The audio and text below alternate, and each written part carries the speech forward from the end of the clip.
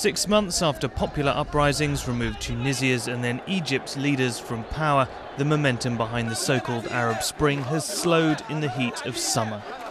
It was a Tunisian fruit seller's desperate act of setting fire to himself on December the 17th last year that set in motion an unprecedented series of demonstrations across North Africa and the Middle East, driven by people with a shared sense of injustice.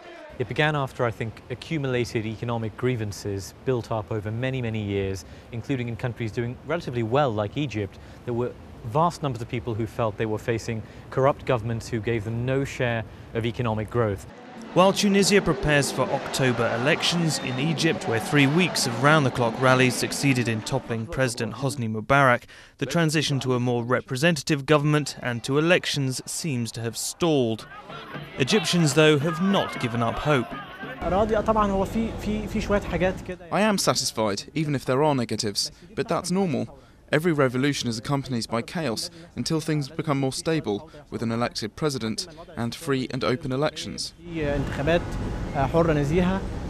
6 months after the revolution, of course not everything has been resolved, but a lot has already improved.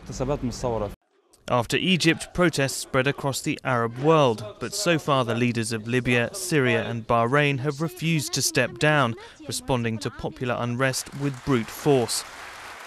Despite common aspirations, it's the region's diversity that has affected the outcomes of the uprisings. But we have to remember, these countries that have been under autocratic rule for so long, that have had military establishments that are very powerful, can never transition straight to democratic rule. And if they try and do it too fast, what you can have is a situation like Pakistan or Turkey of the 1980s, where the military pulls the strings from behind the scenes, while weak civilian governments simply falter one after the other and are replaced.